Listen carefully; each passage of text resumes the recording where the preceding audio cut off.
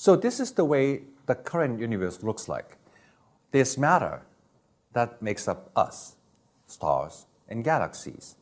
But there's no antimatter. As you know, this is a good thing, right? If we actually meet antimatter counterpart, the minute you meet, then we annihilate with each other. And that would be really dangerous. And as far as we can see in our universe, there's no part of the universe where we see matter and antimatter annihilating with each other, spraying a huge amount of energy. So what that means is that as far as we can see, our entire universe is made only of matter and no antimatter. So that's how the current universe should be. We clearly won, but we don't know why. So the only way we can sort of understand how the universe came to this kind of situation is this. Back then at the Big Bang, there was huge amount of energy, and energy created matter and antimatter. But as we have learned, matter and antimatter are always created in pairs, 1 to 1. So if there were 1,000,000,001 matter particles, there should have been also be 1,000,000,001 antimatter particles, equal in numbers.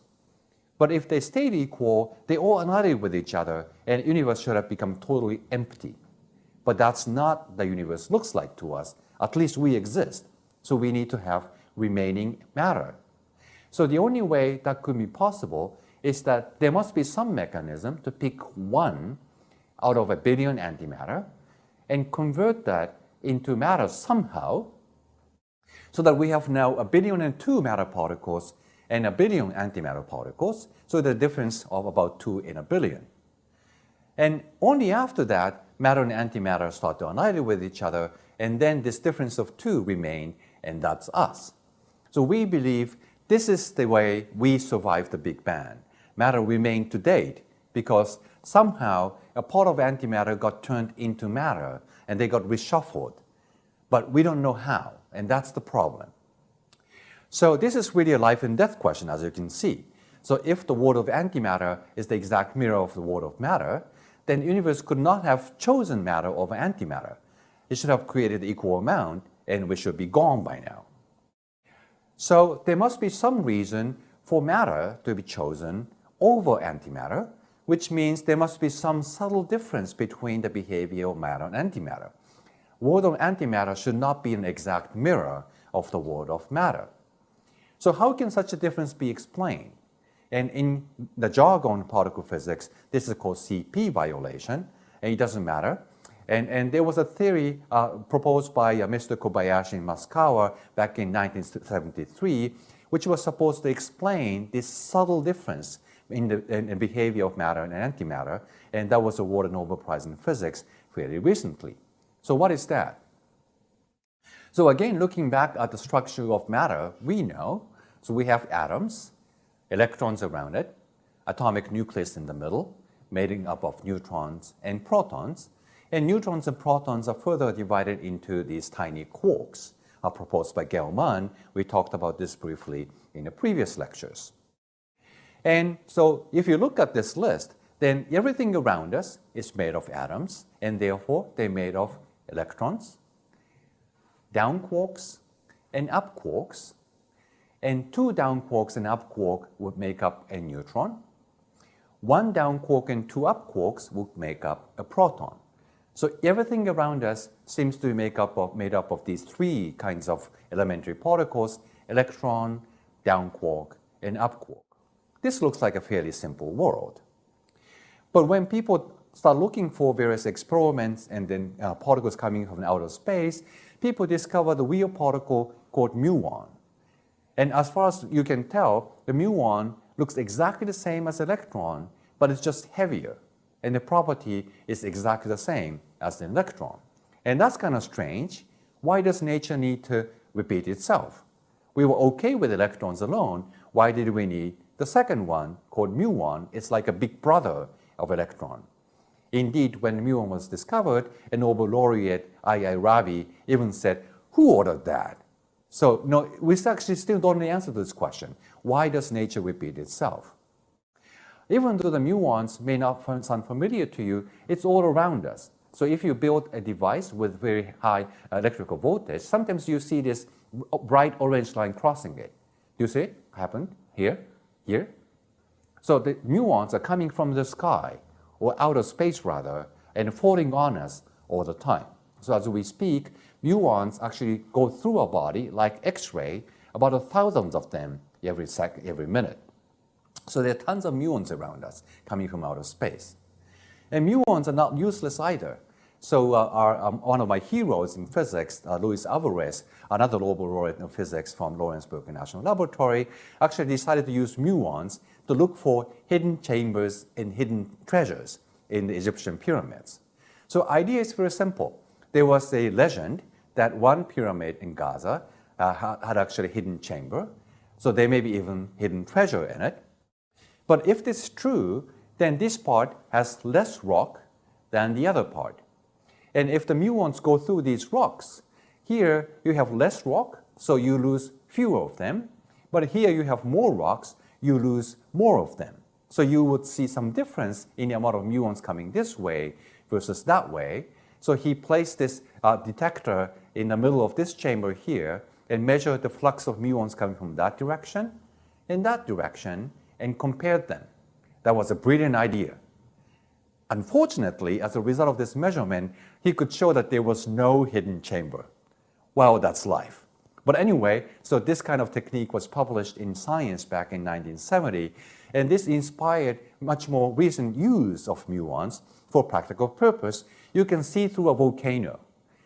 You know, volcano is a big thing. The muons come from outer space. They penetrate the volcano all the time. So you actually measure the muons going through a volcano. You can actually locate where magma is. And if you can see the magma rising up, then you can predict the eruption is in order pretty soon. So this is the way you can image a volcano by using muons. And this might actually help us predicting when the next eruption would happen in a given earthquake. So much about muons.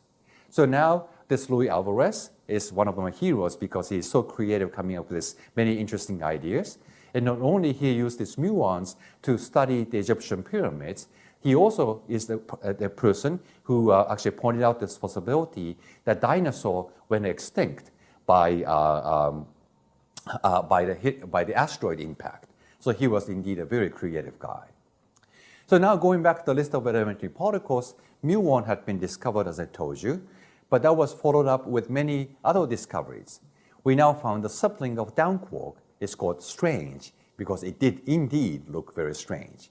There is now a big brother of the up quark.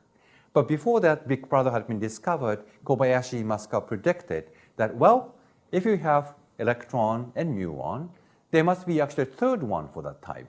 If they were down quark and strange quark, there must be the third one of the same type. And even though up quark was by itself at that stage, there must be another one, and yet another one, and that was their bold prediction. So how did they actually come up with this prediction? Well, it turned out that their prediction had been experimentally verified. As I said, the big brother of up quark had been discovered a year after they proposed this theory. And then another one year later, and 3 years later. And these circles actually drawn as the mass of these particles. The bigger the circle, the heavier it is. And the next one after bottom quark, of course, there should be the third one beyond this charm. And that took actually a long time because that one turned out to be extremely heavy. And that is the particle called top quark. So indeed, their prediction turned out to be true. But I haven't told you yet why they came up with this prediction. There are 3 species for each type.